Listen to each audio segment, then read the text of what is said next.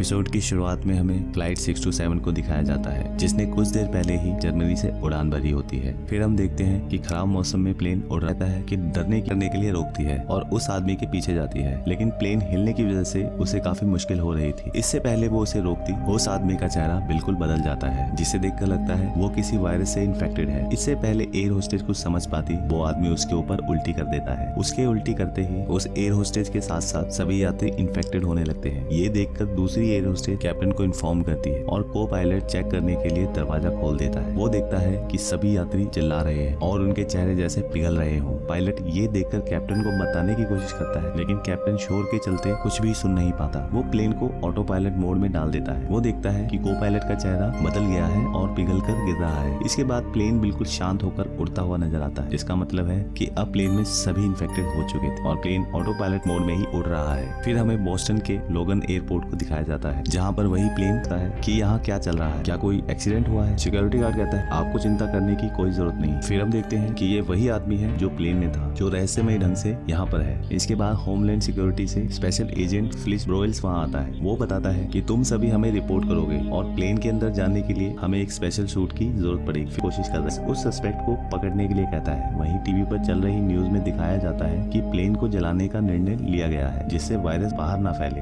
Olivia agent John के lucky हो जो इस तरह के केमिकल ब्लास्ट से तुम बच गई। जॉन की जान तो बच गई, मगर हम अभी तक उस वायरस का पता नहीं लगा पाए हैं, जिससे जॉन की बॉडी इन्फेक्टेड है। हमने दवाइयों की मदद से एजेंट जॉन को कोमा में रखा है। जॉन की हालत देखकर ओलिविया बहुत दुखी होती है। फिर हम ओलिविया को इस वायरस के बारे में इन्वेस्टिगेशन करते हुए देखते हैं, जहाँ पर थिएटर रह चुकी। ब्रोवेल्स कहता है जिसने पिछले 30 सालों से अपने देश की सेवा की है, उसे गवर्नमेंट ने बैन कर दिया है। यहाँ तक कि उसे किसी भी अनजान व्यक्ति से मिलने की इजाजत नहीं, सिवाय उसके परिवार से। जब तक तुम डॉक्टर बिशप से कोई पुख्ता जानकारी नहीं लाती, मैं तब तक तुम्हारी कोई बात नहीं सुनूंगा। और क्या तुम ओलिविया कहती है कि वो तो अब तक वहाँ से साफ कर दिया होगा और जॉन ही एक ऐसा व्यक्ति है जिसने उस सस्पेक्ट का चेहरा देखा है। तो अब मुझे ये बताओ जॉन के पास कितना टाइम बचा है। डॉक्टर बिशप कहते हैं बस 24 घंटे हैं। उसका दिमाग अब ज्यादा समय तक ऑक्सीजन नहीं ले पाएगा। मैं अभी तक कोई समाधान नहीं निकाल पाया, इसके लिए मैं माफी चाहता हूँ, लेकिन मैं तुम्हें जॉन के दिमाग से कनेक्ट कर सकता। जानकारी देने के लिए तैयार हो जाती है। नीना बताती है कि वो हमारी वेपन रिसर्च लैब में काम करता था। वो 3 महीने पहले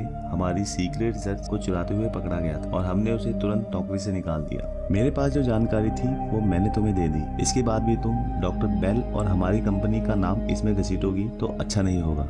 मैं डॉक्टर बेल के साथ पिछले 16 सालों से काम कर रही हूँ। मैंने 97 बोस्टन मैराथन में हिस्सा लिया। फिर मुझे अचानक थकान रहने लगी। एक बार जब डॉक्टर बेल ने ये देखा तो मुझे कैट स्कैन कराने की सलाह दी। उसके बाद मुझे पता चला कि मुझे कैंसर था और उस दिन मेरा हाथ काट दिया गया और रोबोटिक जो मेरे पास उसकी रिकॉर्डिंग है और वो मैंने घर के पास दफना दी है। ओलिविया जल्दी से वहाँ जाती है और उसे वो टेप मिल जाती है, जिसे सुनकर उसे पता चल जाता है कि इसके पीछे कौन है। उसे पता चलता है कि फ्लाइट 627 की घटना बस एक टेस्टिंग थी, जो वो उन लोगों को दिखाना चाहते थे जो बुरी तरह घायल हो चुका है। ओलिविया उससे पूछती है तुम किसके लिए काम कर रहे थे। जॉन मरते हुए कहता है कि तुम खुद से सवाल पूछना, ब्रोवेल्स ने तुम्हें स्टोरेज फैसिलिटी में क्यों भेजा। ओलिविया कहती है कि इसका मतलब क्या है। जॉन कुछ बोल नहीं पाता और उसकी वहीं मृत्यु हो जाती है, जिससे ओलिविया बहुत दुखी होती है। इसके बाद हम चार्ली और ओलिविया को देखते हैं। चार्ली कहता है कि मैं जॉन को तब से जानता हूँ जितना तुम उसे जानती थी। हम ऐसी दुनिया को बचाने की कोशिश कर रहे हैं जहाँ एक गलत हवा का झोंका